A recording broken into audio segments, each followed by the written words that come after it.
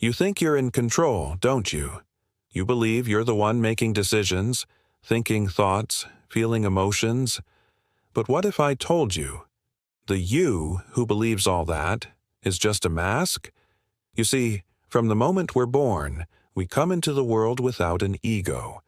A child is pure awareness, no I, no separation. But by the age of 4, something begins to form. A fist, a boundary, a small voice that says, I, me, mine. That's the birth of the ego, and ever since then, you've lived with it as your guide. You call it you, but it's not. It's a character, a role you were taught to play. And if you're here watching this, it's because, deep down, you've started to sense it, that something about this life feels off. That no matter how much you smile, achieve, succeed, you still feel tired, anxious, disconnected. You may even tell yourself, everything is fine. But behind that sentence is a weight you can't explain. Maybe you're constantly seeking approval. Maybe you've built a life that others admire, but you still feel empty. Maybe you're successful, but secretly afraid it could all fall apart. Why? Because the part of you that's in charge isn't really you. It's your ego. And the ego, by nature, is afraid. Carl Jung didn't say the ego was evil, but he made it clear. It's not the whole story. The ego is the center of your conscious mind. It's the part that says, I am. But here's the catch. The ego thinks it's everything. It believes it's the beginning and the end. And when you believe that, too, you step into an invisible prison. You start to live not as a soul, a curated version of yourself that fits what others expect. Polite, controlled, pleasant, but also incomplete. This isn't maturity. It's survival. You mold yourself. You repress. You adapt. You smile when you want to cry. You obey when you want to scream. You act strong while feeling like you're breaking inside. And all of this? The ego's doing. It was built to protect you from rejection and shame. But somewhere along the way, it crowned itself king. The ego edits your memories. It reshapes your emotions. It decides what's okay to feel and what must be hidden. It lies to you. You're strong, but you can't take a criticism. You're independent, but you crave approval. You're logical, but you fear being exposed. You're unique, but you spend your days trying to fit in. And the cruelest part? It convinces you that this is freedom, but it's not. It's a life lived behind a mask. Jung called this mask the persona. It's what you show to the world. It's how you gain acceptance, admiration, love. But everything you hide, your anger, envy, fear, desires, doesn't disappear.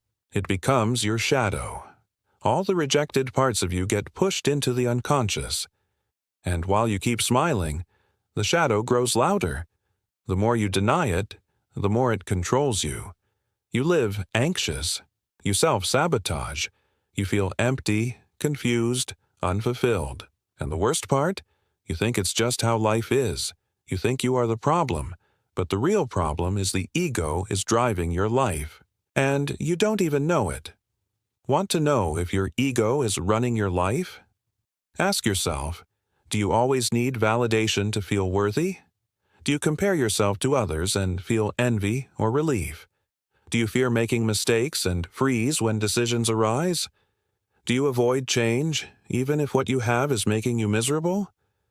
Do you ruin relationships, delay your dreams, or push people away without knowing why? That's not bad luck. That's not weakness. That's the ego, terrified of losing control. It would rather keep you small, predictable, and safe than let you grow into who you really are. So why is it so hard to change, even when you know something isn't right? Because the ego was built to protect you. And it protects in the only way it knows, by clinging to the familiar. Even if that familiarity is killing you inside, it tells stories, makes excuses. It says, now isn't the time. This is too much. You're not ready. But deep down, you are. Carl Jung said the true self can only emerge when the ego is no longer at the center, and that doesn't happen through comfort. It happens through confrontation. Not with the world, but with yourself. This journey is not easy. It's not glamorous. It's not Instagrammable. It's a descent into your darkness, into your shadow, into the parts of you you've tried so hard not to feel. And the ego, it will resist.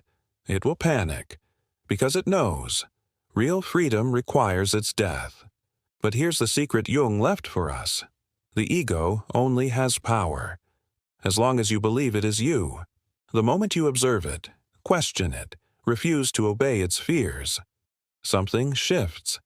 Something ancient and whole begins to awaken within you. Something deeper than thought. Something more honest than any mask. That something is the self, your true center, the part of you that doesn't need validation, that doesn't fear being seen, that isn't afraid to change. To reach it, you must walk through fire.